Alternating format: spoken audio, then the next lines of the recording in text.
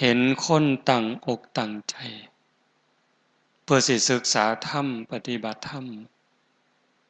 มันเป็นเรื่องประเสริฐที่สุด เห็นคนไปเข้าโรงเรียนเข้ามหาวิทยาลัยเป็นพันเป็นหมื่นมันก็บ่เป็นตาดีใจดอกต่อให้ไปเป็นล้านเป็นหมู่กันก็บ่น่าดีใจพอปานใด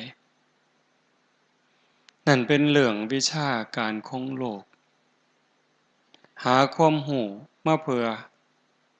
สิมีความรู้หาเงินหาทองหายศหาอำนาจลางเทื่อก็บ่ได้หาแนวดีแนวงามใส่ตัวพอปานใด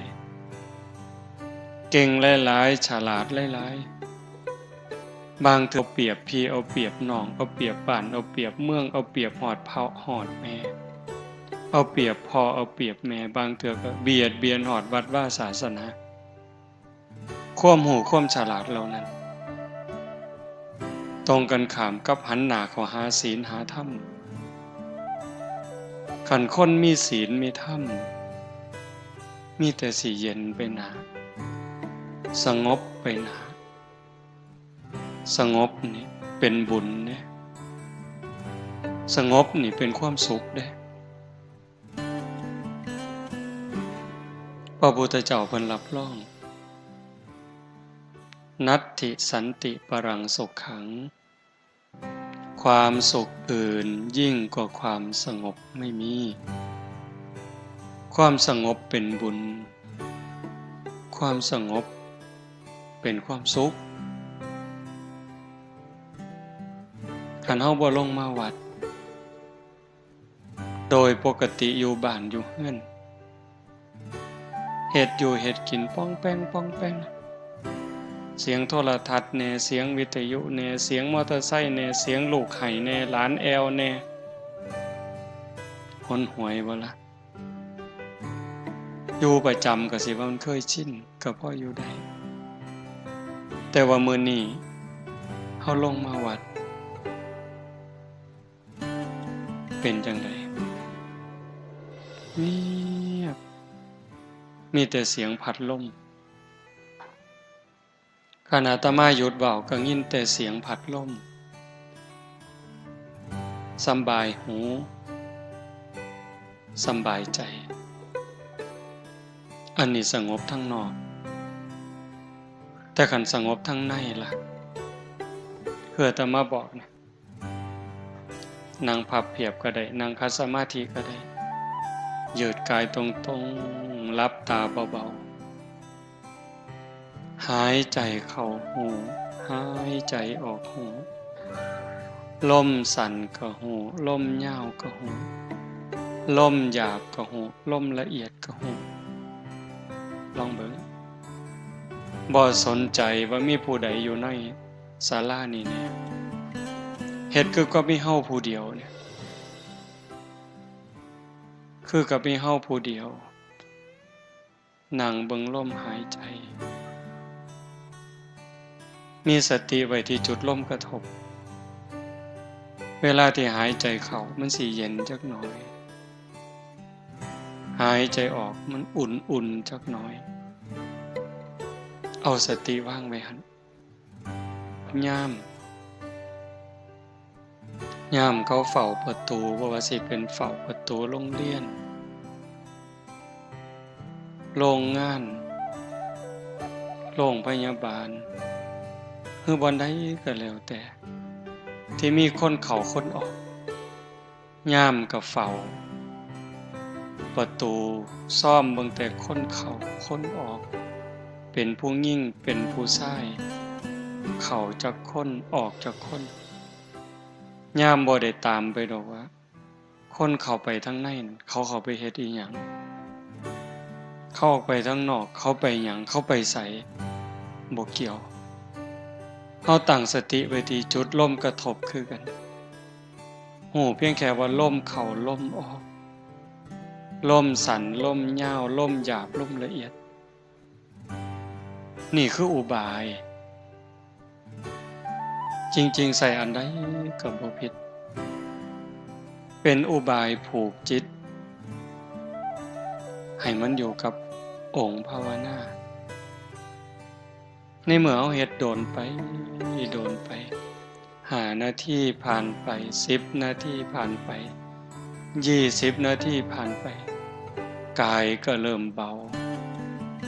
จิตก็เริ่มเบาในเมื่อกายเบาจิตเบาความเย็นก็เกิดความสงบก็หลายขึ้นยิ่งสงบเท่าใดความสุขก็มีหลายเท่านั้นนั่นคือบุญ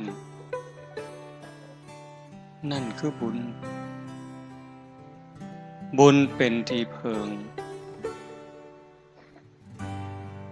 ปุญญานิปัลโลกัสสมิงปฏิทาโหติปานินังเพราะเหตุว่าบุญนั้นเป็นที่พึ่งของสัตว์ทั้งหลายในโลกหน้าพร้อมทั้งโลกต่อไปเพิงยังก็บ่ประเสริฐสำกับเพิงบุญเพิงผัวเพิงเมียเพิงลูกเพิงหลานเพิงพี่เพิงน้องกับเพิงใดในข้าวที่หักกันในข้าวที่หักกันในข้าวที่มีศีลมีธรรมในใจคันเวลาใดที่ศีลที่ธรรมจืดจางไปจากใจแล้วผัวกลายเป็นข้าศึกศัตรูเมียก็กลายเป็นข้าศึกศัตรูลูกเต่าเหล่าหลานญาติพี่น้องกลายเป็นข้าศึกศัตรูเฮาได้ยินข่าวอยู่ซุมื้อผัวขาเมียมันบ่น่าเป็นแต่มันก็เป็นเมียขาผัวลูกขาพ่อแม่ขาลูกพี่น้องญาติทรัพย์สมบัติขานั่นที่เพิงภายนอกว่าท่านมั่นคงถาวรอีหยังบ่ท่านปลอดภัยแต่ว่าบุญเนี่ยกลายเป็นที่เพิงให้ความสุขให้ความเอิบอิ่มใจให้ความเจริญก้าวหน้าในโลกนี้ก็ตามโลกหน้าก็ตามบุญเป็นสื่อของความสุขอย่างว่าคันเฮ็ดไว้หลายๆเฮ็ดไว้ดูๆเก็บเล็กผสมน้อยห้อมเต่าตื่มกันคันบุญหลายเด้เกิดมาในตระกูลครอบครัวที่ยากจนแต่ว่าโดนไปดีย้อนลูกสำบายย้อนลูกได้ผัวกับผัวดีผัวคุณได้เมียกับเมียดีเมียคุณเกิดในตระกูลที่ยากจนคนแค้นลำบากลำบนแต่ว่าได้ผัวรวยเงินรวยทองแล้วก็รวยคุณงามความดีเพิงผ้าอาศัยพี่น้องเฮากับเพิงผ้าได้อันนั้นบุญนะลูกเกิดมากกะเสือถอยฟังค่ำลูกคุณเจริญรุ่งเรื่องไปในมือข้างหน้าโยมบางคนเป็นตาอ่อนซ่อนลูกเพิ่นมาบวชนำศึกไปวัน2 มื้อ3 มื้อไล่ๆกันผู้หนึ่งจบวิศวะทำงานระยองบ้านอื่นดอกอยู่ทั้งกันทะลมพ่อแม่เพิ่นก็สบายลูกผู้หญิงทำงานอยู่กระทรวงพัฒนาสังคมและความมั่นคงของมนุษย์ปฏิบัติธรรมบ่แต่งงานอยู่ก็สิบ่ท่านพ่อบังมักก็บ่จักแต่ว่าอยู่มาปานนี้บ่ท่านได้แต่งงานปฏิบัติธรรมตลอดร่างกายก็มอบให้สภากาชาติลูกผู้ชายจบวิศวะทำงานอยู่ระยองเหล้าบ่กินยาบ่สูบมาบวชอยู่นำ10 กว่ามื้ออาตมาก็บ่ได้บอกจักความหูเฮ็ดหูหยังเอง บัดมื้อศึกแล้วเพิ่นก็เฮ็ดหนังสือเป็นข่าวๆหนังสือที่กำลังปรับปรุงพอศึกแล้วก็ขออนุญาตพาพ่อพาแม่ไปมุกดาหารไปกราบพระธาตุพนมกลับมาก็มานอนวัดมาเฮ็ดนั่นเฮ็ดนี่แล้วก็กลับไปทำงานผู้หนึ่งก็วิศวะคอมพิวเตอร์ศึกมื้อก่อนมื้อหนึ่งเนี่ยไล่ๆกันเหล้าบ่กินยาบ่สูบทำงานอยู่คอมพิวเตอร์เครื่องเนชั่นเฝ้าคอมพิวเตอร์มีลูกน้องเฝ้าเป็นพันคนอันนี้ก็บักอย่างดี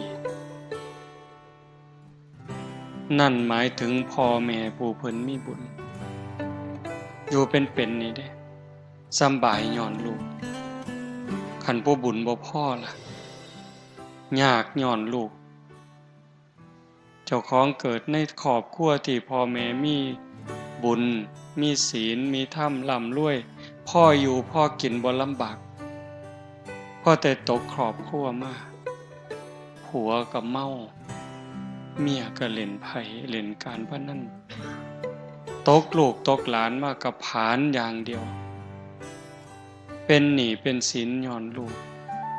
ขึ้นโรงพักขึ้นศาลย้อนลูกเห็นบ่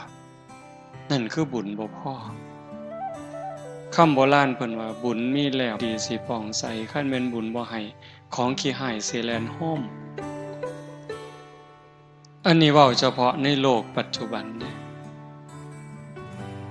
มันก็ส่งผลตั้งแต่เดี๋ยวนี้โลกปัจจุบันเนี่ย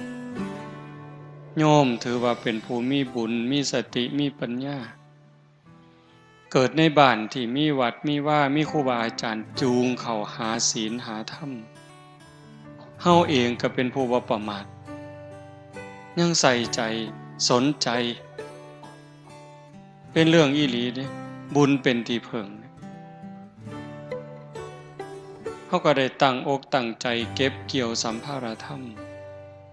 ครูบาอาจารย์เพิ่นพาเฮ็ดปฏิบัติธรรมเฉลิมพระเกียรตินายหลวง88พรรษาอ้างเพิ่นปฏิบัติธรรมถวายเพิ่นพร้อมได้คือกันเด้เป็นอุปถัมภกกรรมเฮาได้ก่อนเกิดขึ้นกับเฮาก่อนเกิดขึ้นกับจิตกับใจแล้วอุทิศส่งไปถึง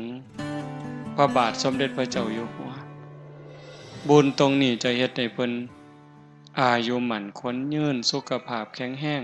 เป็นห่มโพห่มไส้เฮาโดนไปอีกตัวเฮาเองก็สิมีสุขภาพแข็งแรงขึ้นบ่แม่นเว้าเล่นเด้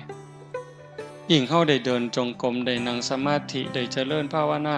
แผ่เมตตาตัวเฮาแผ่เมตตาอุทิศบุญอุทิศกุศลเนี่ยที่เฮาเอิ้นว่าเจ้ากรรมนายเวรบาปบุญที่เฮาเคยเบียดเบียนเราสรรพสัตว์เขาตกทุกข์ได้ยากบางจิตบางใจยังอาฆาตพยาบาทจองเวรเขาอาฆาตเขาก็เป็นทุกข์ย้อนอาฆาตย้อนจองเวรย้อนสร้างบาปสร้างกรรมเขาไปตกนรกบ้างเป็นเปรตบ้างอสุรกายบ้างเฮ็ดให้ตกทุกข์ได้ยากลำบากลำบนพอแต่เฮาได้มาปฏิบัติธรรมรักษาศีลเจริญภาวนาอุทิศบุญอุทิศกุศลเพิ่นรับหูรับทราบให้อโหสิเป็นอโหสิกรรมโลกนักก็เบาบางโลกเบาบางก็จางคลายโลกน้อยๆหมดทุกข์น้อยๆหมดจากหนักเป็นเบาจากเบาเป็นบ่มีเฮาสิพิจารณาเห็นว่าครูบาอาจารย์รุ่นก่อนๆที่เพิ่นเพียรอีหลีปฏิบัติอีหลีอายุ90ขึ้นแข็งแรงเด้หลวงตามหาบัวจังซี่หลวงปู่เทศจังซี่ก็เกี่ยวกับอดีตชาตินำนั่นล่ะเป็นของติดตามที่ข้ามภพข้ามชาติบ่แม่นเล่น ขันของเก่าบาปเก่าบ่รบกวนหลายจนเกินไปเนี่ยภพชาติปัจจุบันอาศัยการฝึกการฝนการเพียรการประพฤติปฏิบัติกสิทายถูกทายโทษโรคภัยไข้เจ็บหน่อยอายุยืนไปอีกแต่ขันถ้าของเก่าของหลังมันหลายโพดบาปกรรมเก่ามันหลายดวงจิตดวงใจประพฤติปฏิบัติได้ดียกจิตยกใจขึ้นสู่ภูมิศีลภูมิธรรมได้ร่างกายอาจสิเจ็บไข้ได้ป่วยนั่นคือมันหลีกบ่พ้นกรรมนี้ต้องได้รับยมสัพพังนรานังสัพพลังโสจินนังนกัมมุนาอกินจนะโมฆะมัตถิขึ้นชื่อว่ากรรมแล้วจะมากก็ตามจะน้อยก็ตามจะไม่ให้ผลนั้นไม่มีกรรมเป็นค่ำกลางๆบ่ดีบ่สัวเฮ็ดดีเป็นกรรมดีเฮ็ดสัวเป็นกรรมสัวบุญเป็นผลของกรรมดีบาปเป็นผลของกรรมสัวแต่ว่าหากโยกจิตโยกใจขึ้นสู่กระแสธรรมใดร่างกายได้รับแค่ผลแต่ว่าใจบ่รับนำคันเฮาจะเว้าครูบาอาจารย์ในภพชาติปัจจุบันเพิ่นฮอดเพิ่นถึงคือบ่เฮาบ่ฮู้แต่คนบ้านเฮานี่ก็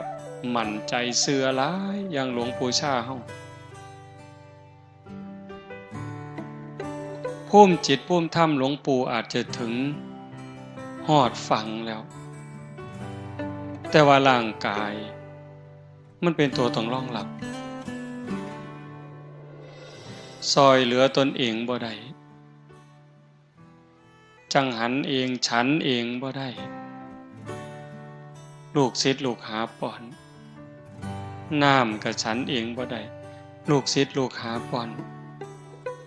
ทำธุระขับถ่ายเข้าห้องน้ำห้องส้วมเองบ่ได้ลูกศิษย์ลูกหาเป็นคนซอยเหลือ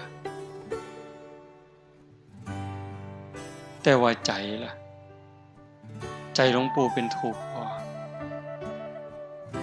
เท่าที่เฮาได้อ่านประวัติหลวงปู่บ่เดือดร้อนบ่ทุกข์แล้วแต่ลูกศิษย์ลูกหาสิเฮ็ดเด้อเฮาบ่มีหยังดอกหลวงปู่ชาว่าได้นี่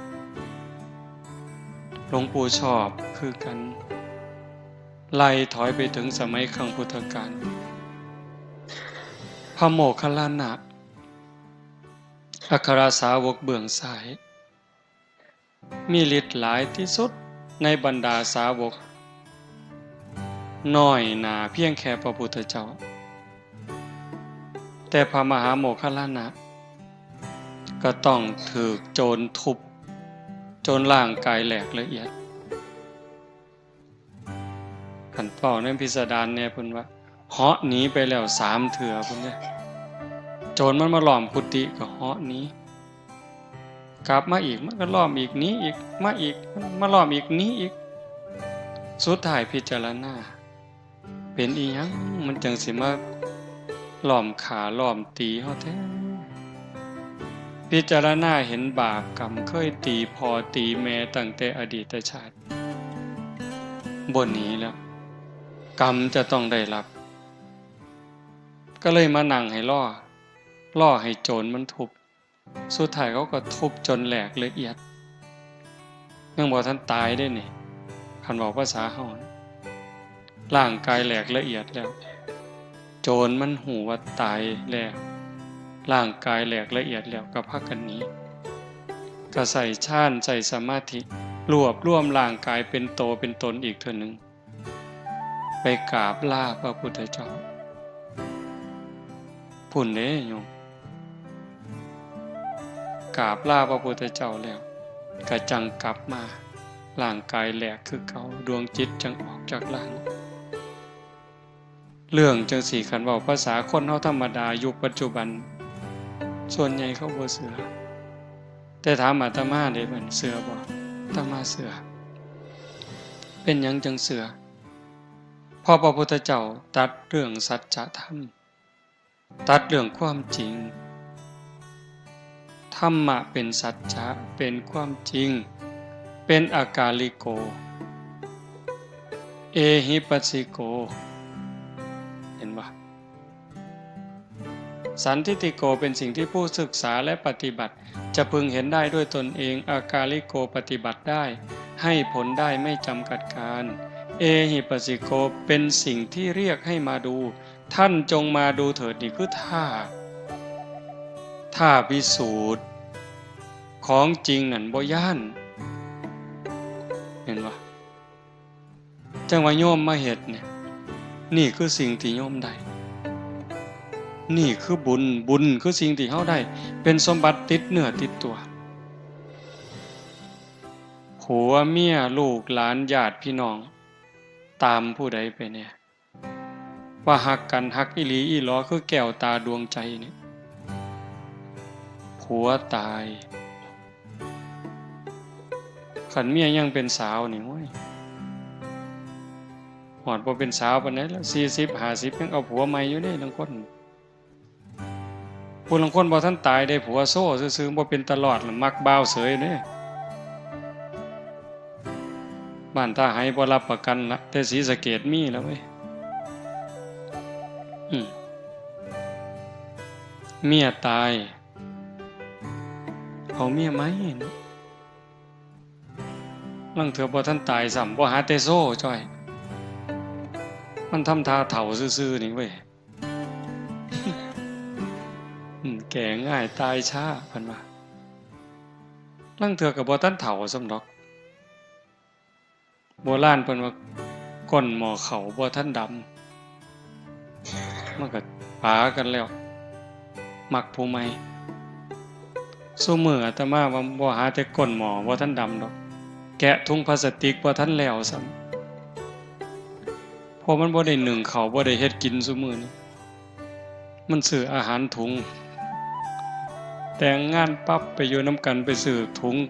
อาหารมาแกะบ่ทันแล้วซิมันก็บ่ถูกตาแท้เนาะบัดนี้ว่าปาซ้ำโยมฝ่ายผู้แขนบ่ทันได้นับสมมีจักเส้นไปคนละทางล่ะนั่นเห็นบ่สิเพิงได้จังได๋คันบ่มีศีลบ่มีธรรมเป็นเครื่องค้ำจุนใจแล้วมันเพิงบ่ได้แต่คันบุญล่ะ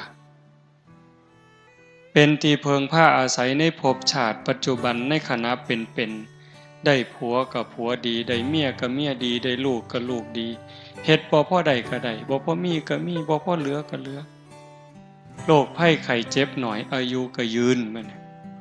ไปไสก็มีแต่คนหักคนแพงต่างกันเด้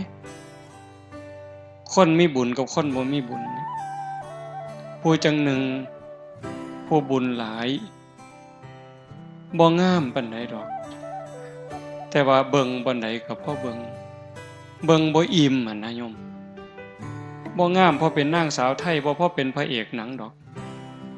แต่ว่าเหลียวเบิ่งแล้วมันบ่อิ่มตามีเสน่ห์อยู่ในตัวลึกๆทำงานก็มีผู้ใหญ่เมตตาให้ความสนับสนุนนี่บุญเด้แม่นสิตายจากโลกนี้กลับไปสู่สุคติมีสวรรค์เป็นต้น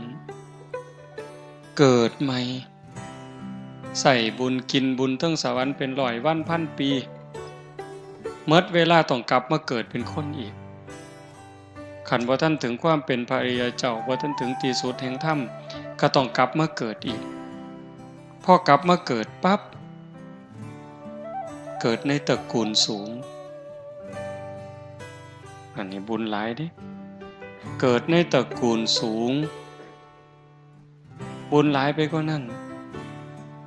อวัยวะครบถ้วนหน้าตาดีผิวพรรณดีฐานะดีสติปัญญาดีเฉลียวฉลาดโรคภัยไข้เจ็บหน่อยอายุยืนสารพัดเฮาสิได้ยินคำว่าสัตว์โลกเป็นไปตามกรรมอันนี้เป็นเรื่องที่ต้องพิจารณาเด้กรรมเป็นค่ำกลางๆบ่ได้ดีบ่ได้ชั่วเฮ็ดดีเป็นกรรมดีเฮ็ดชั่วเป็นกรรมชั่วบางคนเกิดในตระกูลสูงพุ่นละเชื่อเจ้ามอมนั่นมอมนี่แต่ว่าขันบุญบ่พอมันก็ซับซ้อนพระพุทธเจ้าเพิ่นว่าเรื่องกรรมเรื่องวิบากเนี่ยเป็นอจินไตย คือกันกับด้ายเปียกด้ายเปียกที่มันทับถมกันมันหยุ่งปลดยากแก้ยากโยมเขาจะเห็นว่าบางคนเกิดในตระกูลสูงเชื่อพระวงศ์แต่ว่าขี้ร้ายเห็นบ่เกิดในตระกูลสูงเชื่อพระวงศ์บางคนก็หน้าตาดีแต่ว่าโง่เอาที่ล่ะก็เป็นหมดทั้งเทื่อพิการทั้งเทื่อโรคหลายจังซี่นั่นคือบุญบ่พร้อมมันบ่สมบูรณ์เฮ็ดดีอันนึงแต่ว่าขาดอันนึงให้ท่านเนี่ยสิเฮ็ดให้รวยแต่ว่าขาเขามาท่านน่ะรวยอยู่แต่ว่าอายุสั้นมักเบียดเบียนสัตว์มาท่านมาทำบุญรวยอยู่แต่พิการเอาติล่ะรวยอยู่แต่ว่าโรคหลายเอาติล่ะบ่สามารถทานศีลมันก็สารพัดเธอมันสิสมบูรณ์หมดทุกอย่างคนที่เพิ่นสมบูรณ์หมดทุกอย่างอะโยมเกิดในตระกูลสูงพร้อมงามพร้อมรวยพร้อมโรคภัยไข้เจ็บน้อยพร้อมอายุยืนพร้อมเพิ่นมีเทิงทานเทิงศีลเทิงภาวนาเทิงเมตตาเทิงซอยเหลือเทิงเกื้อกูลบ่อิจฉาบ่ริษยาจิตใจดีจิตใจงามมีเมตตาต่อเราสัตว์บ่มีที่สุดบ่มีประมาณได้เจริญสมาธิภาวนาได้ประพฤติปฏิบัติเต็มที่มีแนวเฮ็ดให้สร้างก็บ่สร้างเฮ็ดให้เครียดก็บ่เครียดมันบ่ง่ายที่เฮ็ดใจได้จังซั่นก็ต้องอาศัยการฝึกการฝนการอบรมจังซี่จะว่างานปฏิบัติธรรมนี่เป็นงานสืบสานอายุพระพุทธศาสนาเป็นงานสร้างจิตวิญญาณพอเฮาบ่ได้เกิดชาตินี้ชาติเดียวโยมคันเฮาเชื่อตามพระพุทธเจ้าเฮาบ่ได้เกิดชาตินี้ชาติเดียวเฮาผู้เดียวนี่หวยนับคู่บ่เลือดเฮาผู้เดียวนี่คันเอามาโฮมกันเกิดมาแต่ละภพแต่ละชาติถือแค้นถือขาเอาเลือดเฮาผู้เดียวมาโฮมกันนี่หลายกว่าน้ำในมหาสมุทรเห็นบ่น้ำตาเฮาผู้เดียวห้องไห้ในเวลาเสียอกเสียใจถือกันถือแกล้งห้องไห้หาพ่อหาแม่ห้องไห้หาผัวหาเมียเนี่ยคันเอามาโฮมกันก็หลายกว่าน้ำในทะเลน้ำตาเฮาผู้เดียวนี่แต่ละภพแต่ละชาติเอามาโฮมกันกระดูกเข้าผู้เดียวเกิดมาแล้วตายเกิดมาแล้วตายเอากระดูกเข้าผู้เดียวมากองโฮมกันหลายกว่าภูเขาเวปุลบรรพตจังซั่นเฮาบ่ได้เกิดขึ้นมาเทื่อนึงเทื่อเดียวตายลงไปเที่ยวนี้ก็บ่ได้จบจังว่าวัฏสงสารบ่มีเบื้องต้นบ่มีท่ามกลางบ่มีที่สุดพระพุทธเจ้าเพิ่นบอกแต่ว่าเฮามีปัญญามีบุญหลายนะถึงแม้นว่าสิยากจนคนแค้นเกิดบ้านนอกคอกหน้าบ่ร่ำบ่รวยพอปานใดแต่ว่าเฮาก็ดีอย่างหนึ่งเกิดมาพ่อวัดพ่อว่าพ่อพระพุทธศาสนาได้มีโอกาสมาเติมบุญให้เจ้าของนี่เป็นเรื่องดีเด้เฮ็ดบุญก็เฮ็ดแบบคนฉลาดนี่เฮ็ดง่ายๆเนี่ยเฮ็ดง่ายๆนี่โยมผู้ใดได้ขางัวเนี่ยนี่มาเฮ็ดบุญมื้อนี้เลี้ยงแขกเลี้ยงคนได้ขางัวขาหมูขาเป็ดขาไก่บ่นี่สะอาดแล้วเด้นี่ศีลข้อที่1บ่ได้เบียดเบียนทรัพย์สินสมบัติของผู้ใดบ่ได้ลักบ่ได้จี้ได้ปล้นบ่ได้เบียดเบียนจิตใจผัวเมียลูกเต้าเล่าหลานผู้อื่นคำเว้าคำจาก็บ่ได้เว้าคำเท็จส่อเสียดเพ้อเจ้อเว้าให้ไผเจ็บอกเจ็บใจบ่ต้องเลี้ยงเหล้าเลี้ยงยาเสียเงินเสียทองอีหยังเด้นี่บุญนี่เป็นบุญบริสุทธิ์อาบน้ำอาบทาสะอาดสะอ้านแล้วใส่ชุดขาวลงมาวัดโยมลองเบิ่งเด้พิจารณาเด้มาแบบง่ายๆเงินก็บ่ต้องเตรียมจ่อย ผู้บ่เตรียมก็บ่เตรียมบ่มีจักสลึงหลวงพ่อเพิ่นก็บ่ได้เว้าดอกไม้ดอกเดียวบ่ติดมือมาเพิ่นก็บ่ว่าแต่มันสิกลายเป็นบุญบักอย่างใหญ่เด้คันเทียบกับบุญที่เฮาเฮ็ดอยู่เฮือนบุญแจกข้าวหาพ่อหาแม่หาปู่ย่าตายายคันผู้บ่เข้าใจนี่บาปตั้งแต่มื้อโฮมกันเพราะท่านฮอดมื้อบุญเด้นี่เอิ้นลูกเอิ้นหลานเอิ้นพี่เอิ้นน้องบ้านเหนือบ้านใต้มาประชุมกันสิแจกข้าวหาพ่อหาแม่เฮาเฮ็ดจังได๋น้องอ้ายมาต่างบ้านต่างเมืองต่างคุมมาพ้อกันก็ถือเหล้ามาพร้อมถือเบียร์มาพร้อมขาไก่กินพร้อมโอ้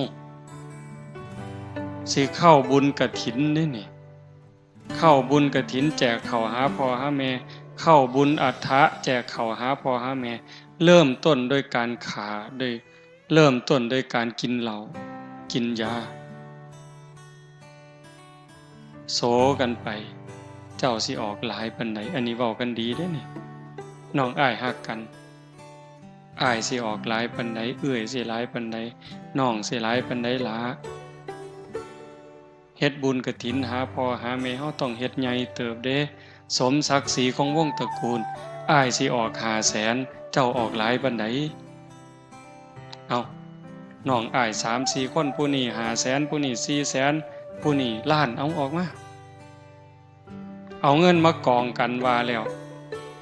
สิจ้างหมอลำคณะใดนั่นออกข้างแล้วได้บัดจ้างหมอลำจัก500,000น้อเอาตกลงเอางัวจักโตไหวแล้วได้บัดสิบอกคนหลายปานใด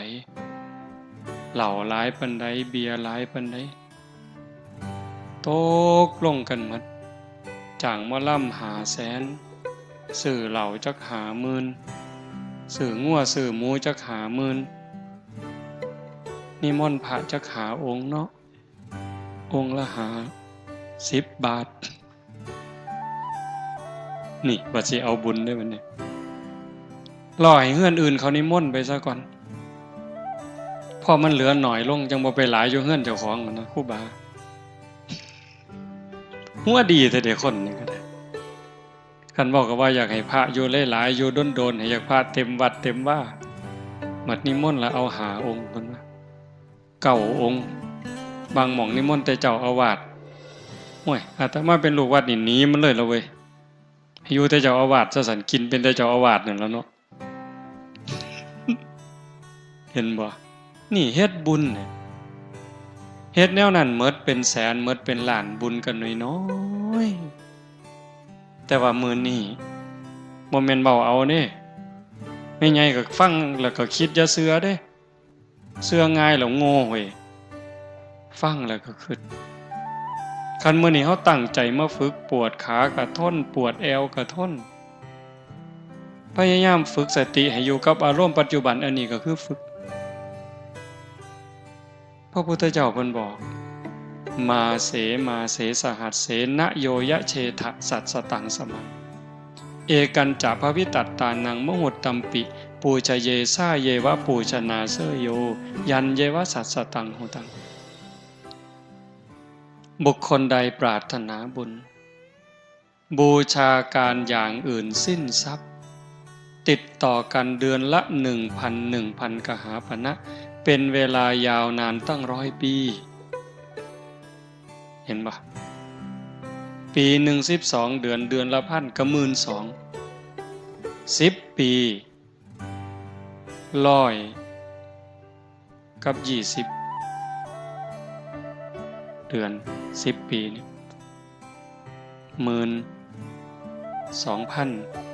120,000คัน100 ปีล่ะ1,200 เดือนล้าน200,000เมิดเงินล้าน200,000ใส่เวลา100 ปีเมื่อยเท่าใดเสียเคิกเวียกเคิกงานเท่าใดแต่พระพุทธเจ้าว่าแม่นสิเฮ็ดหลายปานนั้นก็ได้บุญหน่อยกว่าการบูชาผู้ฝึกตนแม้เพียงครั้งเดียวการบูชาแปลว่าการแสดงออกถึงการหูคุณหูค่ามื้อนี้ เฮาแสดงความเคารพบูชา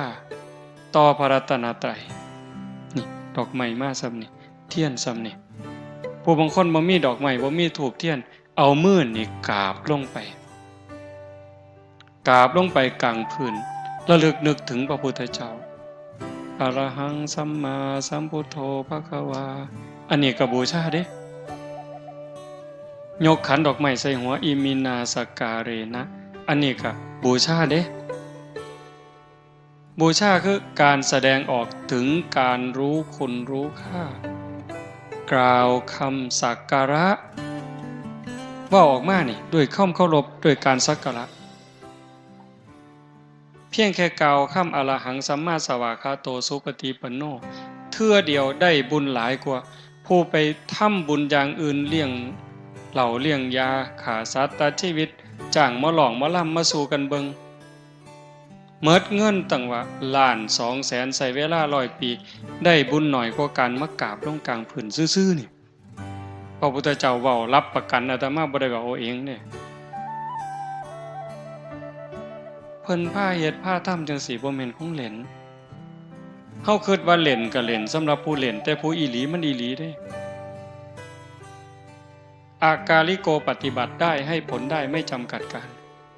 เฮ็ดดีเดี๋ยวนี้ก็ดีเดี๋ยวนี้เฮ็ดชั่วเดี๋ยวนี้ก็ชั่วเดี๋ยวนี้พระเจ้าบ่เกี่ยว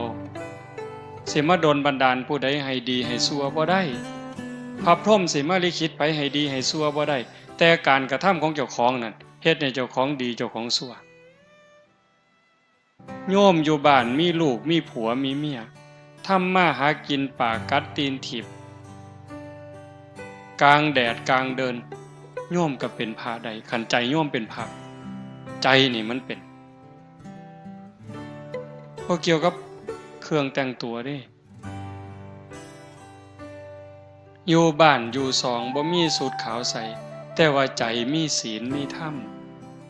มีความเมตตาอายสัวกลัวบาปกลายเป็นใจพระเห็นบ่ใจนี่เป็นเนี่ยเป็นตำรวจแต่ว่าไปหลักเขาไปปล้นเขาใส่สูทตำรวจแต่ใจเป็นโจรประพฤติตัวอย่างโจรก็กลายเป็นโจรในเครื่องแบบเห็นบ่ใจเป็นใหญ่ใจเป็นประธานทุกอย่างสำเร็จที่ใจถึงก่อนสิสุขนี่ก็ใจสุขสิทุกข์นี่ก็ใจทุกข์สิเดือดร้อนก็ใจร้อนสิสงบร่มเย็นก็ใจสงบร่มเย็นคนเนี่ยมันเป็นผู้ลิขิตโลกโลกร้อนเพราะใจคนร้อนโลกเย็นเพราะใจคนเย็นโลกนี่มันสิวุ่นวายก็เพราะใจคนนี่ซับซ้อนวุ่นวายโลกสิสงบร่มเย็นก็ย้อนคนเด้ถ้าใจคนสงบใจคนร่มเย็นคือโยมอยู่จังสิโยมลองคิดเบิ่งมาถ้าหมดโลกคนหมดโลกเนี่ยมีจิตใจคือญาติโยมบ้านท่าไห้อำเภอเขืองในเมืองอุบลเฮาเนี่ยเป็นจังสี่หมดโลกตอนนี้สินับถือศาสนาพุทธก็ตามนับถือศาสนาคริสต์ก็ตามนับถือศาสนาอิสลามก็ตามนับถือศาสนาพราหมณ์ศาสนาซิกก็สั่งว่านับถือศาสนาใดๆก็ตามหากว่าทุกคนในเวลานี้หมดโลกเนี่ยมีจิตใจคือโยมอย่างหน่อยๆก็ข่มจิตข่มใจละห่อนก็ทนหนาวก็ทนหิวก็ทนง่วงก็ทนปวดขาปวดแข้งก็ทนพอใจก็ทนบ่พอใจก็ทนพยายามสงบใจขันคนทุกคนในโลกเป็นแนวนี้มันสิขากันบ่โยมบ่สงครามมันสิมีบ่การเอารัดเอาเปรียบกดขี่ข่มเหงยักยอกหลอกลวงกันมันสิมีบ่การเค้นการขาการด่าร้ายกันมันสิมีบ่มันมีบ่ได้ขันใจคนเป็นแนวนี้ที่ใจญาติโยมเป็นจังซี่ก็ย้อนโยมมีธรรมเป็นหยังโยมจังได๋มีธรรมก็ย้อนโยมไฟบุญเชื่อของคนงามความดีมันฝังมาในจิตวิญญาณโยมตั้งแต่อดีตชาติแล้ว เฮาบ่ได้เกิดมาชาตินี้ชาติเดียวอย่างว่ามันคอยสะสมคอยบ่มคอยเพาะเฮามีหน้าตาดีมีอวัยวะครบถ้วนมีสติมีปัญญานั่นคือบุญเก่าเฮาเอาบุญเก่ามาต่อเอาบุญใหม่ปุญเยนะปุญญังสังสรรธรรมนาเอาบุญเก่ามาต่อเอาบุญใหม่บุญได้เกิดเป็นคนได้เกิดในผืนแผ่นดินไทยเกิดใต้ร่มใบบุญบารมีของพระบาทสมเด็จพระเจ้าอยู่หัวเกิดมาพ่อพระพุทธศาสนาบ่นิ่งดูดายฟังเทศน์ฟังธรรมหูเรื่องเห็นประโยชน์ของชีวิตเห็นว่าชีวิตเป็นของหน่อยวันเวลาของชีวิตมันหน่อยนิดเดียวแต่ว่าชีวิตเป็นสิ่งสำคัญใครได้ป่วยลงนี่ก็หมดสภาพตายก็หมดโอกาสแต่ว่าตอนนี้มันบ่ทันตายแม่นสิเฒ่าแม่นสิแก่แม่นสิหลงลืมสุขภาพสมบูรณ์บ้างบ่สมบูรณ์บ้างแต่ตอนนี้ชีวิตยังมีอยู่ยังแยกผิดแยกถูกแยกดีแยกชั่วเว้าดีก็ได้เว้าร้ายก็เป็นแต่ว่าเฮาอยากได้บุญอยากได้ดีอยากมีความเจริญเฮาก็เอาชีวิตที่เหลือนี่เข้ามาวัดนี่คือคนมีปัญญานี่คือคนฉลาดผู้บางคนแข็งแรงกว่าเฮาเด้ปุ่นไปร้องเพลงอยู่ในคาราโอเกะพุ่นไปกินเหล้าอยู่พุ่นไปเที่ยวหยังต่อหยังอยู่พุ่นบ่คิดน้ำศีลน้ำธรรมเลยอันนั่นก็ได้ของดีมากได้ร่างกายได้ชีวิตของความเป็นมนุษย์มาบักอย่างดีแต่ว่าบุญบ่พอเกิดมิจฉาทิฏฐิบ่ได้เชื่อว่าบาปมีบุญมีชาติหน้าชาติก่อนนรกสวรรค์อีหยังทำดีได้ดีมีที่ไหนพูดนักปราชญ์เก๋เพิ่นเว้าทำดีได้ดีมีที่ไหนทำชั่วได้ดีมีถมไปว่าซิผัวไผเมียไผลูกไผบ่ว่ามาแต่ได้แม่นดีสิขามศพคนไปก็ได้ว่าให้ได้ยศได้ตำแหน่งได้อำนาจวาสนามาสิขามหัวคนไปจะคนกูก็บ่งึดอันแนวนั้นได้มันเป็นร้อยล้านพันล้านแสนล้านก็สร้างโยมอย่าไปอ่อนซ่อนอย่าไปงึดมาเป็นร้อยล้านมีอำนาจขับโลกนั่นคือคนขาดทุนนั่นคือคนอาภัพมันสิได้ไปหยังล่ะยังเว้าบังหั่นดินดอนตอนหญ้าเฮือนซ่านบ้านซองรถล่ามาสร้างลูกเต่าผัวเมียไผสินำเจ้าไปเนี่ยหมดลมหายใจกลับไปไผไปมันลังเทื่อบ่ทันตายซ้ำยังว่าบ่ทันโซ่บ่ทันไข้บ่ทันป่วยไปเป็นของผู้อื่นแล้วลูกว่าลูกเฮาเลี้ยงมาพาใหญ่หย่ำเขามกจกเขาป้อนบอกลังเทื่อบ่ฟังลังเทื่อมันเถียงเฮาหัวสักกินพุ่นเห็นบ่คันแม่นอยู่นำกันแม่นดีก็ตามต่อดีนำกันจนตายตายแล้วก็จากกันบ่ได้นำกันไปเจ้าของเฮือนเจ้าของบ้านซื้อในทะเบียนบ้านสถานะเจ้าบ้านตายปั๊บเขาก็เอาใบมรณบัตรบ่เกิน24ชั่วโมงมาตาใส่รถเด้ซื้อเฮาเป็นผู้ครอบครองโฉนดที่ดินนส.3 ตายปั๊บคันบ่ทันโอนบ่ทันหยังเขาก็ไปฟ้องคนตายลูกเขาได้นี่ฟ้องโยมคือบ่จะว่าหน้าเฮาก็ว่าหน้าเฮานะซาวมาเองซื้อมาเองเฮ็ดให้เฮ็ดหน้าก็เลี้ยงลูกเลี้ยงเต้าใหญ่ก้าหน้าบานมาบัดเฮาตายแล้วไปฟ้องเฮาเสยฟ้องคนตายว่าซั่นว่าสิเอาหน้าเฮาเด้นี่เห็นบ่มันบ่แม่นของไผนี่อันนั้นของนอกกายดอกของในตัวว่าเนี่ยกินข้าวกินน้ำเจ็บไข้ได้ป่วยก็ให้อยู่ให้ยาดูแลรักษาประคบประงมมันงอกก็ย้อมอันผมเนี่ยแขวมันหักมันหลุดก็เอาแขวปลอมมาใส่ผู้บางคนหนังมันเหี่ยวก็ไปยืด ไปดึงให้มันตึงไว้บัดตายแล้วปั๊บบัดผมเส้นเดียวก็บ่ได้กระดูกท่อนเดียวก็บ่ได้แขวเล่มเดียวก็บ่ได้ขี้เท่าเท่าปลายเข็มนี่บ่แม่นบ่ได้เป็นหยังจังบ่ได้มันบ่แม่นของเฮามันเป็นสมบัติของโลกร่างกายนี่เป็นของยืมมายืมจากดินจากน้ำจากลมจากไฟพ่อแม่ปั้นเอาดินน้ำลมไฟมาปั้นเป็นเนื้อเป็นตัวเป็นขาเป็นขี้งเฮาเพิ่นก็เอาดินเติมดินน้ำเติมน้ำลมเติมลมไฟเติมไฟเฮาก็จังใหญ่มาของที่เฮาหย่ำเฮาต้องเคี่ยวต้องหย่ำเป็นข้าวเป็นผักเป็นเนื้อเป็นขนมที่ต้องได้หย่ำแล้วก็กลืนผ่านลำคอลงไปปั๊บมันก็เปลี่ยนไปเป็นผมขนเล็บฟันหนังเนื้อเอ็นกระดูกตับไตไส้พุงนี่คือยืมจากธรรมชาติส่วนที่นำไปใส่ได้มันก็ใส่นั่นคือธาตุดินนะซ่อมแซมส่วนที่สึกหรอเฮ็ดให้เจริญเติบโตม่วนเป็นกากใส่ประโยชน์บ่ได้มันก็ทายออกมานั่นคือธาตุดินน้ำเฮายืมจากธาตุน้ำมาน้ำสมน้ำหวานน้ำสะอาดที่กลืนผ่านลำคอลงไปปั๊บ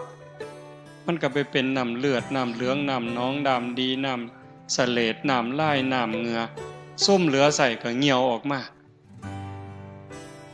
นี่ก็คือยืมน้ำมาเป็นน้ำเติมน้ำไฟเติมไฟยังทำงานสืบต่อคนเป็นนี่ร่างกายอบอุ่นธาตุไฟยังร่างกายให้อบอุ่นเผาอาหารให้ย่อยทำร่างกายให้ทรุดโทรมคนสิตายปั๊บไม่ออกสิได้เห็นหลายกว่าอาตมาเย็นมาแต่ตีนบุญไฟดับได้นั่นหดเข่าหดแต่ตีนหดเข่าบางคนก็เย็นตั้งแต่หัวมากับตีนลวงเขาหากันจอดเขาไล่ใกล้เขามาหอดกันอยู่วางท้องเย็นจ้อยขันเย็นมัดโตแปลว่าตายไฟดับล่มดับเห็นบ่ยืมล่มมาเติมล่มหายใจเข้าหายใจออกนี่คือล่มยังเติมล่มยังทำหน้าที่ของเขาปกติแต่ขันเขาบ่ทำหน้าที่แล้วล่มคัดของป่วยคัดของซ้ำหน่อยซ้ำใดซ้ำหนึ่งนี่เจ็บไข้ได้ป่วยล่มเดินบ่สะดวกป่วยไข้แต่ขันอย่าหยุดเลยล่มหยุดเลยตายไฟบ่ปกติไข้ป่วยคือกันไฟทำงานบ่ปกติเย็นเกินไปก็ไข้ได้ร้อนเกินไปไข้ได้ขันพอดีเฮาก็จังเป็นอยู่จังซี่ลมผิดปกติก็ตายไฟผิดปกติตายน้ำผิดปกติป่วยตายน้ำท่วมปอดเป็นจังไดเห็นบ่ล่ะเหี่ยวบ่ออกเอ้าผิดปกติตายธาตุดินบ่ปกติป่วยไข้ตายคือเก่าอันนี้คือเฮายืมเข้ามาคันถ้าบุญมีเขาก็บริหารไปปกติถึงเวลาเมื่อเวลาก็ตายเอาโลดแต่คันถ้าบุญบ่พร้อมเจ็บไข้ออดแอดร่างกายเป็นของยืมแต่ว่าโลกนี่เป็นสถานที่ที่เฮามาเยี่ยมชั่วคราวบ่ได้มาอยู่ถาวรบ่ได้มาอยู่ตลอดไปโลกเป็นเหมือนกับศาลาพักร้อนไม่ใช่ที่อยู่อันถาวรของใครบ่มีผู้ใดเซ็นสัญญาว่าสิมาอยู่จักเดือนจักปีจักสิหมดลมมื้อใดจักสิจากมื้อใดบางเทื่อบ่ได้สั่งบ่ได้ลาดีๆอยู่นี่โยมแข็งแรงอยู่นี่ล่ะกินข้าวกับลูกกับผัวกับเมียนอนแล้วบ่ลุกเว้าแล้วเว้าอีกเนี่ยก่อนปีใหม่โยมเมืองอุบลบ้านขามใหญ่คนบุญบักอย่างคักเด้อเนี่ยอาตมาได้เฮ็ดถนนก็เอาแบบอย่างเพิ่นนี่แหละเป็นโยมเนาะหลายปีแล้วเพิ่นนิมนต์อาตมาไปเทศน์ ส่วนพี่ส่วนน้องทอดผ้าป่าเทถนนจากหมู่บ้านไปสู่หมู่บ้านเทถนนคอนกรีตหมู่ก็เฮ็ดน้ำเล่าบักอย่างคักอยู่เด้จากนั้นมาอายุก็บ่ทันหลายดอก58 ปีมีสวนแบบจังซี่ไปเฮ็ดมีบ้านหลังนึงอยู่สวนก็ไปเฮ็ดศาลาขึ้นในสวนเจ้าของเฮ็ดกุฏิเฮ็ดห้องน้ำส่วนหมู่มาปฏิบัติธรรมวันพระในพรรษาก็พากันเป็นไปอยู่พรรษาบัดฮอดมื้อวันพระหรือมื้อวันเสาร์อาทิตย์ก็ส่วนหมู่ไปสังฆทานวัดนั่นวัดนี่นำครูบาอาจารย์หลายจังหวัดออกพรรษาก็ร่วมกันเฮ็ดกฐินปีละ10กอง9กองบัดปีนี้วางไกลๆวันพอก่อนวันพอเนี่ยประมาณวันที่6ได้ไปเผาอาตมาได้ไปเผาเพิ่นอยู่ดีๆนี่โยมขับรถไปหาหมออยู่อุบลเนี่ยจักแม่นไปบนใดดอกก่อนรู้สึกว่าบ่สบายก็ขับรถไปเองไปหาหมอเพิ่นก็ตรวจเกล็ดเลือดต่ำหมอว่าให้นอนเพิ่นก็เลยบอกหมอว่าผมนอนบ่ทันได้ดอกครับบ่ได้บอกลูกบอกเมียผมมาผู้เดียวผมขอไปบอกลูกบอกเมียก่อนขับรถไปบอกลูกบอกเมียลูกเมียก็แต่งเสื้อผ้าหน้าแพร่ก็มานำกันขับรถมาอีกไปบนเก่าเขาก็ว่าอาการหนักส่งเข้าโรงพยาบาลสรรพสิทธิ์ตรวจอีกเทื่อก็ว่าเกล็ดเลือดต่ำยืนยันขอบริจาคเลือดด่วนญาติทำอยู่ไสก็มาบัดนี้มาบริจาคเลือดบริจาคเกล็ดเลือดแต่ว่าเอาบ่อยู่เขาทั้งนึงก็ไหลออกซ้ำกับเทน้ำทิ่มสุดท้ายก็เสียชีวิตอยู่คืนเดียวโยมเห็นบ่โยมอีกผู้หนึ่งวันที่4ผู้หญิงมาเนี่ยวันที่4ท่านว่าอาตมาพาปฏิบัติธรรมหน้าศาลากลาง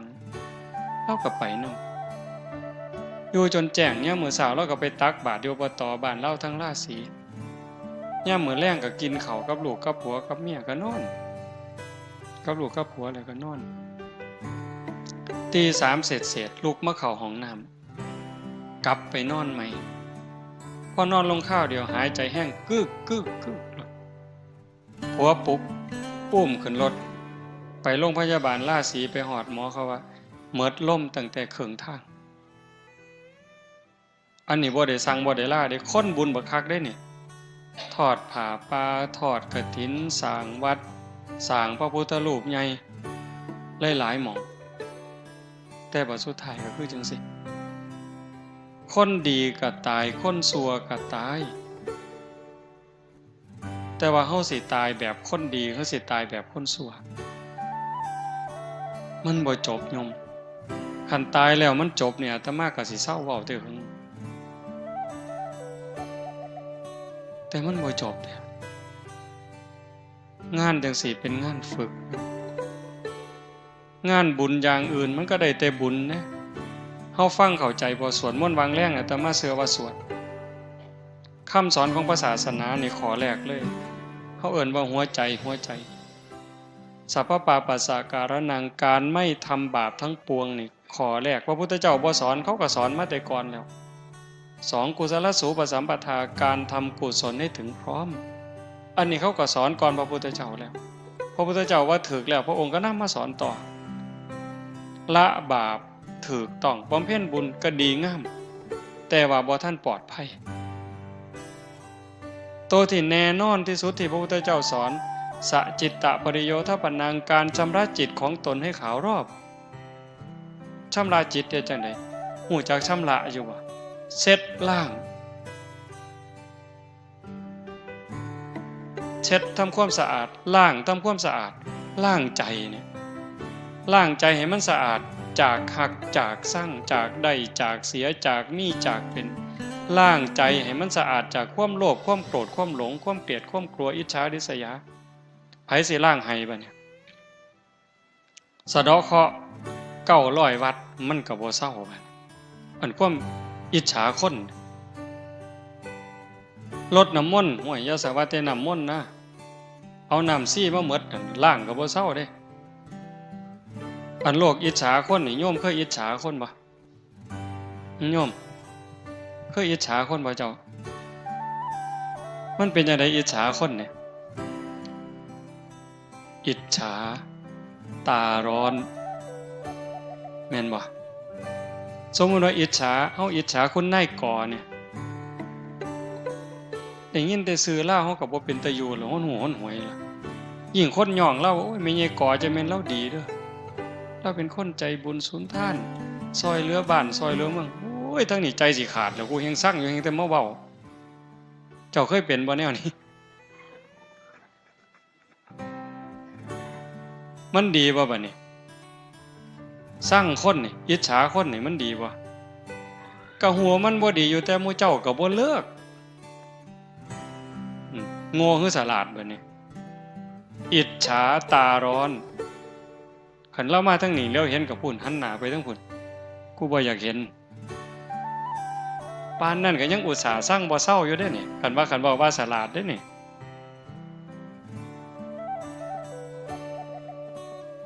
ให้ล้างใจตรงนั้น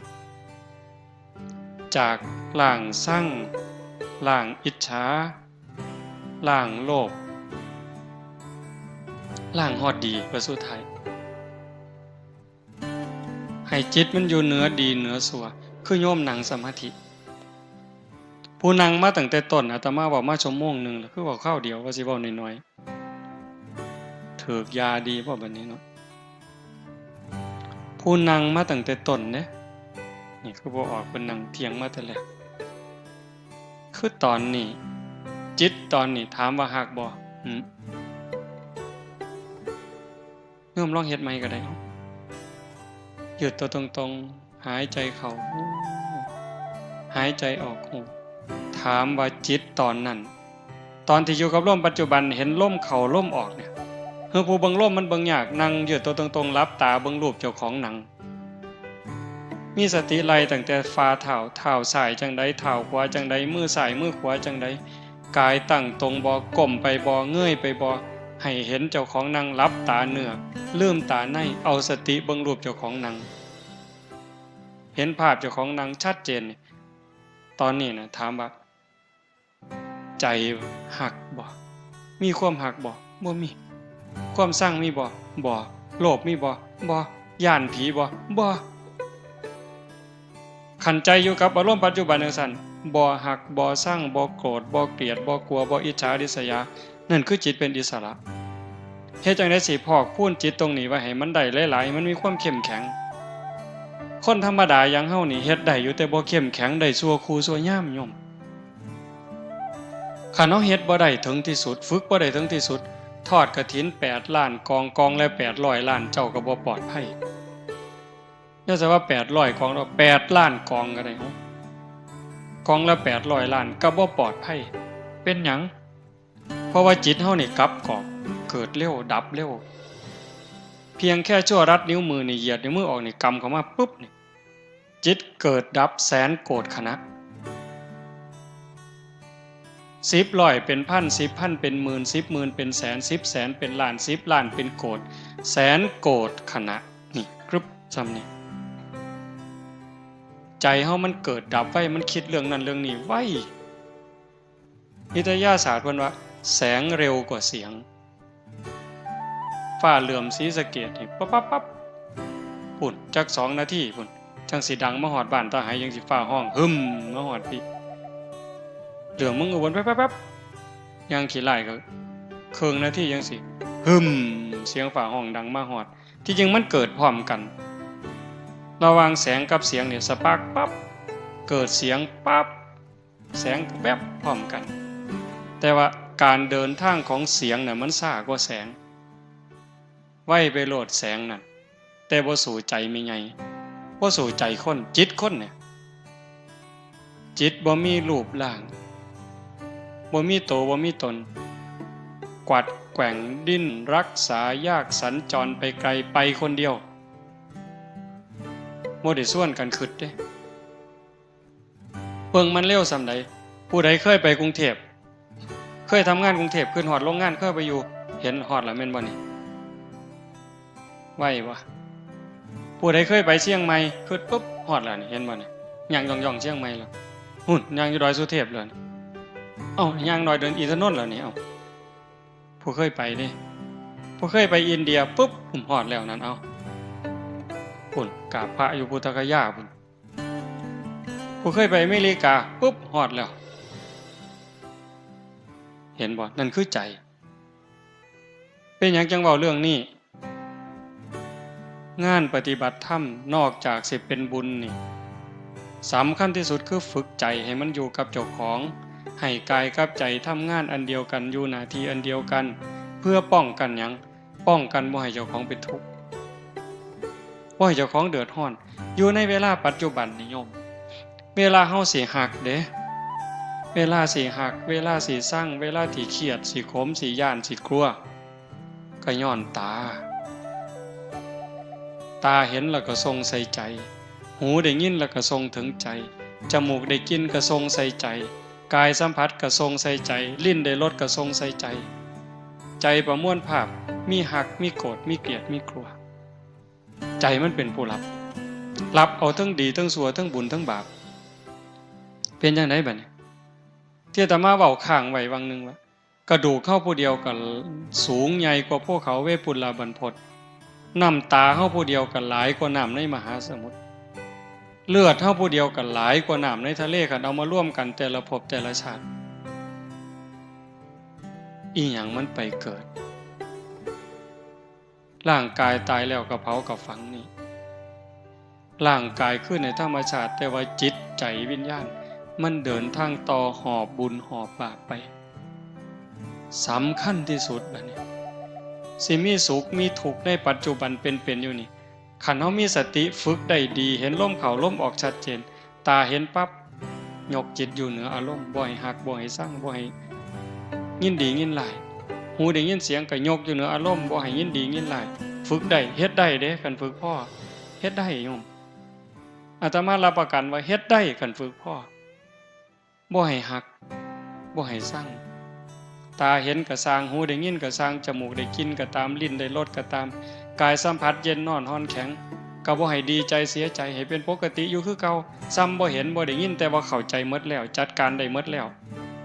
อันนั้นคือฝึกเป็นฝึกได้อันนี้ในขณะที่เป็นสำคัญขึ้นไปอีกเว้ยบัดสิตายโยมบัดเฮาสิตายนี่ที่ว่าบางหัน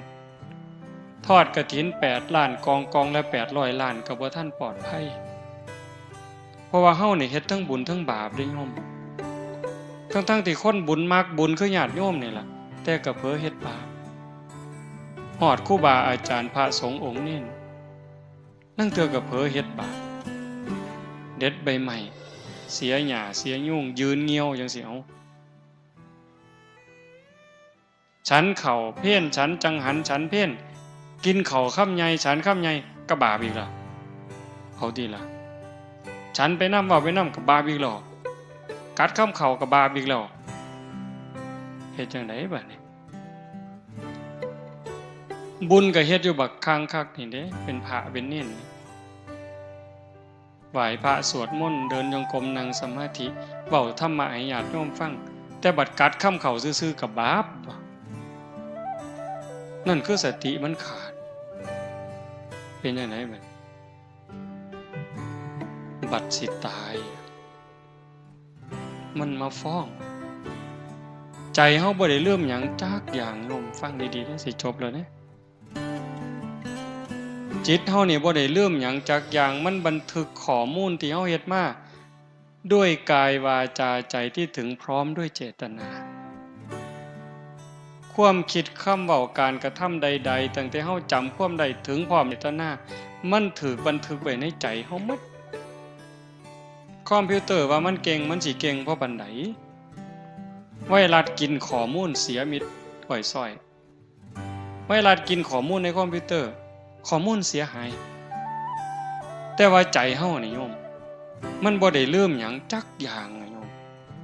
เพียงแต่ว่ามื้อนี้เฮาบ่เห็นซื่อๆคันโยมได้นั่งสมาธิได้เดินจงกรมฝึกจิตฝึกใจไปจักระยะหนึ่งมันจะเริ่มจำ จำได้เรื่องเล็กๆน้อยๆคอรอแคแลจอกรอแคแลจำหมดจำไปพุ่นละหอดนอนในกระด้งพุ่นโอ้ยอาตมาจำได้อะโยมบ่คิดว่าสิจำจักเม็ดจักสิจำมาเฮ็ดหยังเนาะของจังซั่นนอนในกระด้งเพิ่นเอาสมุดกับดินสอไว้เทิงหัวมีมีดโกนอยู่เทิงหัวแม่เพิ่นป้อนเขาเลิกศีลมาไว้ครึ่งเขาเอาตีนลูกกับตีนแม่ไปนำกันเอาหัวลูกหนุนเขานี่ยำเขามกไว้ตองเหย้านี่จำได้บักดีเลยเด้นี่พอหางซ่อนตักมา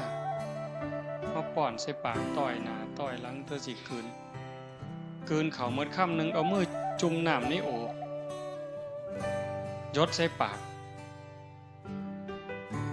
ป้อนเขาบ่ทันแล้วขี่ใส่ขาเพิ่นบ่สั่งบ่เครียดลังมือป้อนเขาบ่ทันแล้วเฮาบ่ทันอิ่มซักผู้เขาใหญ่กว่าเอื้อยเขาผู้เขาเป็นเอื้อยแลนมาญาติกินข้าวหมกจื้อได้จักสิจื้อไม่เป็นประโยชน์อีหยังอันของจังซั่นอันนี้บอกว่ามันบ่ลืมถ้ามาจำได้ย่างน้ำก้นโยมแม่เป็นเด็กน้อยกำลังย่างเป็นหาบเพิ่นหาบกระตาหน้ามันสิฟังนึงมันสิเป็นแอนกลางเป็นคู่ทั้งปีเป็นโน่นซ้ายทั้งนี้เป็นโน่นสิขึ้นมาบ้านย่างมากำลังยกขาขอมคันแท้โยมแม่เพิ่นว่าสิพาไปอยู่บ้านพ้นขาวไปอยู่น้ำปูน้ำยาจำได้จักสิจำให้มันเป็นอีหยังอันนี้เรื่องจังสี่บ่ถึงว่าเป็นบาปเป็นกรรมแต่ว่าเรื่องที่เฮาฆ่าสัตว์ตัดชีวิตไปอูฐกินนู่นผู้ใดเคยอูฐกินนู่นเนี่ยสอนหวกสอนปลาลูกคอกได้เม่งนะข้าวสารผู้ใดเคยเป็นเนี่ยนี่สอนแพร่กระแงงได้เม่งข้าวสารนี่ยัดใส่ปากเลยโอ้ได้กุ้งเต้นจับหนวดมันไว้กัดกินเลยพวกไปใส่ได้ย่ายนี่มันถ้าเอาเฮาหมดได้นี่สอนได้หัวขี้โพบีบขี้แต่แก๊ดหัวกบบีบไว้ปัญญังหัวขี้โพบ่เอาบันไดหัวเขียดใกล้หน้านี่มันบ่มีขี้บันไดแฮงแต่ดีจักล้านโตแล้วเจ้าหมดแดงดินมันขึ้นมาบนกินเขาอยู่ใต้ตารางเฮือนอยู่ใกล้เถียงหน้าต้มน้ำร้อนเทลวกนั่นเสร็จหมดนี่ม่วนหมู่นี่แง่หมดแดงลองเบิ่งหายหนูบัดนี้อาตมาได้เฮ็ดน้ำพุ่นผ้าเฮ็ดเนาะไปเกี่ยวเขาพ่อหนูจังสิปุ่มเฟื่องอัดไว้หม่องนึงเทน้ำหายบัดนี้แล่นออกมาถือขวานไม้มูดเอาบัดนี้ได้หลายตัวแฮงแต่หมานบัดนี้บ่ฮู้ว่าบาปจักเม็ดได้ใหญ่ลองเบิ่งติล่ะคนปานนั้นนี่ไปเอาต้อบัดนี้พูนกกใหม่บักสูงนึงผู้ใหญ่เพิ่นก็ขึ้นเอาไฟอูดไฟล่นได้ห่วงมันลงมาอาตมาเป็นเด็กน้อยก็แกะบัดแกะเอาลูกมันใส่คุไปแกะถือคนนึงแม่มันวิวออกมาใส่หัวเอาตกให้หน้าบ่ได้ห้องบ่ได้สั่งเลยตกให้หน้าท้วนโลดเป็นจังไดบัดจื้อมาหมดบัดนี้แต่กี้บ่จื้อเด้นี่วัดมาบวชนี่มาจื้อขอรอแค่แลเล็กๆน้อยๆสิ่งเหล่านี้มันสิเอามาฟ้องเฮาบัดยามเฮาเจ็บยามเฮาเจ็บยามเฮาไข้ยามเฮาสิตายมันสิเอาแนวหมู่นี้มาคันใจเฮานึกเห็นภาพบ่ดีใจขาดปัดตอนนั้นไปบ่ดีก่อนไปนรกก่อนที่จริงบุญก็บ่ไปไสล่ะบุญอยู่หั่นล่ะแต่ว่าใจมันไหลลงต่ำตามใจน้ำสิไหลลงตามหอมบ่ทันไหลกอดขึ้นเวียนเกี่ยวสู่ดอยแนวดีแนวงามบ่คิดแต่แนวบ่ดีเด้ดำรินี่พระพุทธเจ้าเพิ่นจึงสอนให้ในมรรคมีองค์8สัมมาสังกัปโปดำริชอบดำริออกจากกามเลยข้อที่1เลยนี่อวิหิงสาวิตโปดำริออกจากการบ่ เบียดเบียน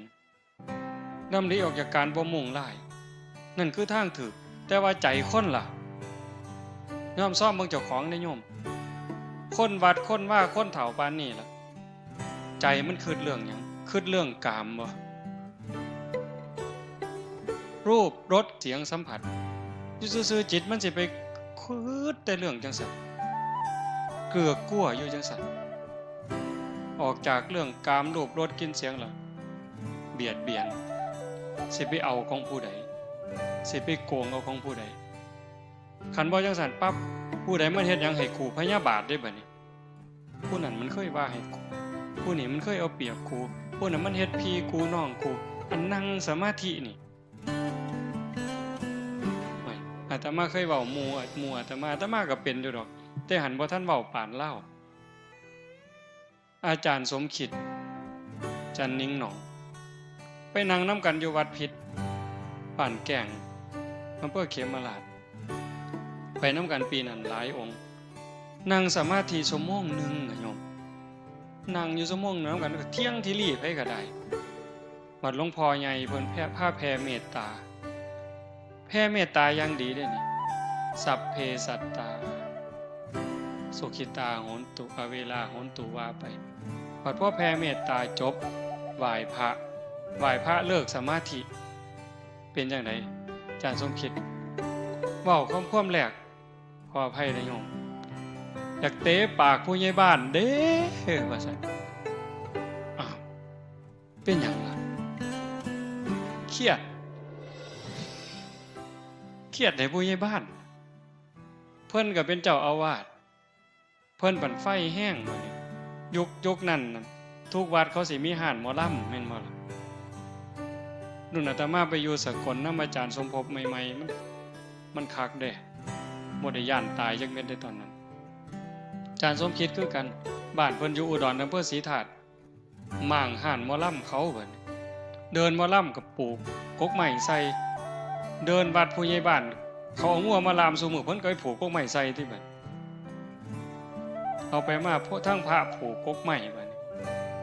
ผู้ใหญ่บ้านเขางัวมาลามพิษกันหลายผู้นึงกับปลูกผู้นึงก็งัวมาลามสู่กันอยู่เป็นพรรษา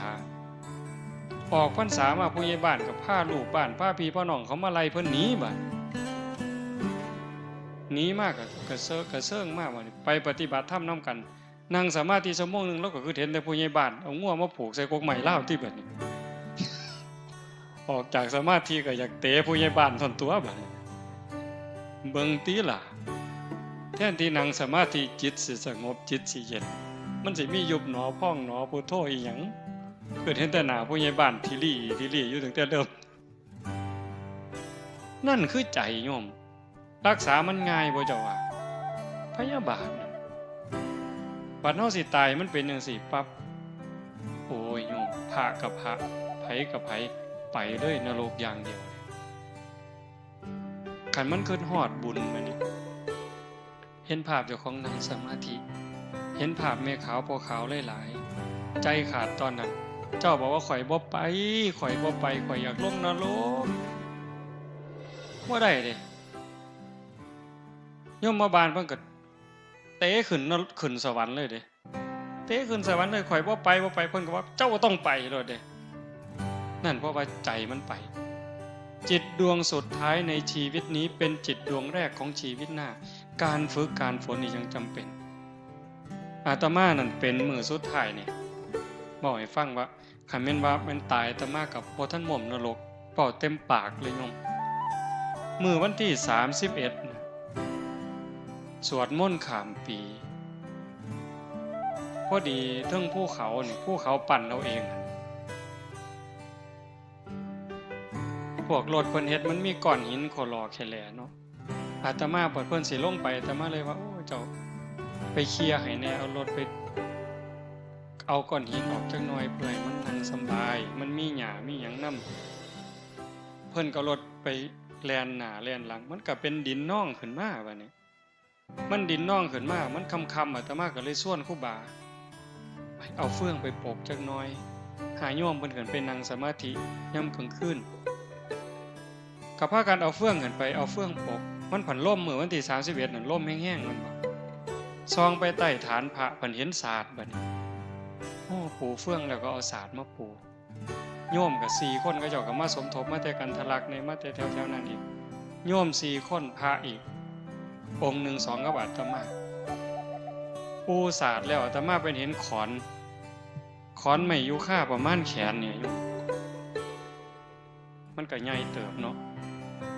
เฮ็ดจังได๋เนาะเอามือคุ้ยบ่ตีนก็เอาตีนไปยันตีนยันมันก็ขยับแล้วสิเอาย่านศาสตร์มันปิวลงภูเขา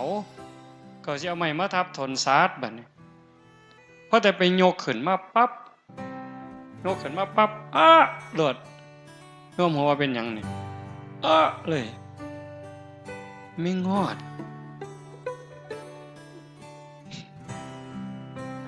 มันตอดจำได้บัดนี้เพราะว่าตอนไปอยู่วัดป่าโน่นกุลมใหม่ๆปี2ปีนั่นไม่งอดตอดซุมื้ออยู่กันกุฏิมุ้งหญ้าเนาะหม่องเตียงนอนก็เอาไม้เลี่ยนล่ำนี่ญาติโยมเพิ่นมาตีให้มันก็หกมันก็ตัดกัดซุมื้อไม้ถางปลาเป็นเดินก็มากองเป็นฟืนต้มน้ำร้อนก็ไปห่อปั๊บก็ปั๊บจื้อได้เพราะปัญญัง20กว่าปียังจื้อได้อยู่ปั๊บไม่งอดว่าซั่นหม่องสำคัญที่อาตมาเว้าให้ฟังนี่ก็คือว่าอาตมาก็ฝึกบ่พอ20กว่าปีเกือบ30เด้ก็ว่าฝึกพอสมควรแต่ยังใส่บ่ได้บ่ผ่านโยมห้องแต่เบิ่งเหิงอันไม่งอดตอดนั่นอันนี้เพิ่นมาพากรรมฐานเด้นี่ไปเทศน์ให้คนฟังก็บอกให้เจริญสติเด้นี่เขาเอิ้นเป็นอาจารย์เขาเอิ้นพ่อครูเพิ่นลังมองแต่ว่าโง่บ่บัดเนี่ยมีงอดตอดแล้วหลงห้องบ่ฮู้โตเลยเพิ่นว่าห้องก็บ่พอได้บัดนี้อันขอนอยู่ในมือจักถิ่มแต่มึงหึงถิ่มไปไสบ่กำหนดบ่ฮู้ซ้ำคันแม่นถิ่มลงใส่นิ้วตีนเจ้าของอาจสิขาดก็ได้หือโยนไปใส่หัวหมู่ก็บ่ฮู้จักหยังเลยตอนนั้นจักไปใส่มาฮู้สึกโตอีกเทื่อนึงตอนห้องแล้วก็เลยว่าโอ้เจ็บเว้ยแต่ว่าอย่าทุกข์นะเจ้าอย่าควรอย่าข้างเด้ให้เจ้าหูซื่อๆใครแม่นตายมันไปฮอดโลกใดเหรอโยมตกนรกตั้งแต่แล้วซาปานนั้นผ่านไป 2-3 นาทีจังมีสติจังตั้งได้อันเว้าจังสิให้คิดได้เว้ยย้านอาตมาย้านบัดนี้ย้านหลังตายทุกข์ในขณะที่ตายว่าทุกข์ในขณะที่เป็นมันทุกข์เห็นอยู่แต่เฮาทนได้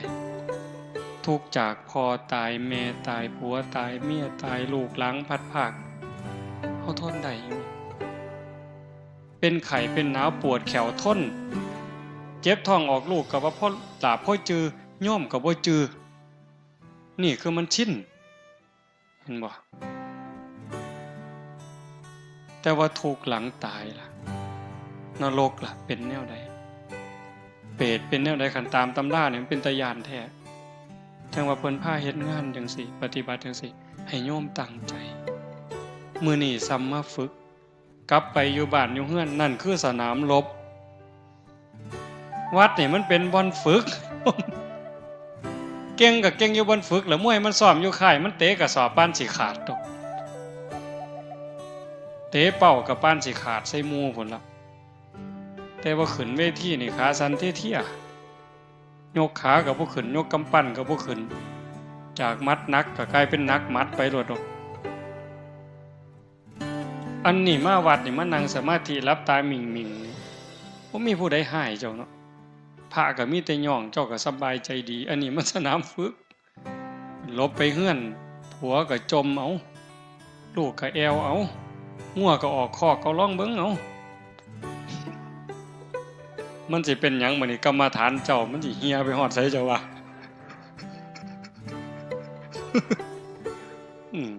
บ่ต้องเว้าทั้งล้มสิตายเด้จักสิเจ็บแขวจักสิเจ็บข้างจักสิเจ็บตับเจ็บปอดแล้วโรคมะเร็งมันยังแต่บ่ย่านสารพัดโยม แต่ว่ามันดีที่สุดคือการได้เกิดมาเป็นมนุษย์ได้พอพระพุทธศาสนาได้มีศรัทธาได้ฝึกเด้คำว่าเกิดมาเป็นมนุษย์ได้พอพระพุทธศาสนาขันบ่มีศรัทธาบ่ฝึกบ่ฝนกับบ่ดีหยังดอกโยมทั้งเทื่อคิดไปคิดมาอาจสิแพ้หมาขี่เหื่อนก็ได้เด้เฮานี่นะอาจสิแพ้หมาขี่เหื่อนก็ได้เป็นหยังจังว่าซั่นหมาขี่เหื่อนมันเกิดมาใส่กรรมมันตายชาตินี้ตายปั๊บมันอาจจะไปเกิดเป็นเทวดาก็ได้อันคนเฮาผู้หล่อๆผู้งามๆนี่ผู้อยู่ดีกินดีแต่ว่าจิตใจบ่มีศีลบ่มีธรรมนี่ไว้ตายปั๊บมันอาจจะไปเกิดเป็นหมาขี่เหื่อนก็ได้แลกกันก็ได้เด้อบัดนี้ฝ่าวเฮ็ดเด้อบัดนี้ผู้เฒ่าเด้อญาติโยมเด้อฝ่าวเฮ็ดบุญน้อยๆก็ฟังเฮ็ดดีกับพ่อกับแม่พ่อแม่น่ะเป็นพระอรหันต์เป็นบ่อบุญอีหลีอีหลอคนอยู่ข้างอยู่เคียงกับผัวกับเมียกับลูกกับเต่าเว้าดีนำเขาเฮ็ดดีนำเขาลงวัดลงว่าได้เอาคันมีโอกาสก็ส่วนวันที่15 14 15ไปโฮมประพฤติปฏิบัตินำกันเพิ่นเฮ็ดลานถ้ำใหม่อยากโฮมพี่น้องไปนั่งให้มันเต็ม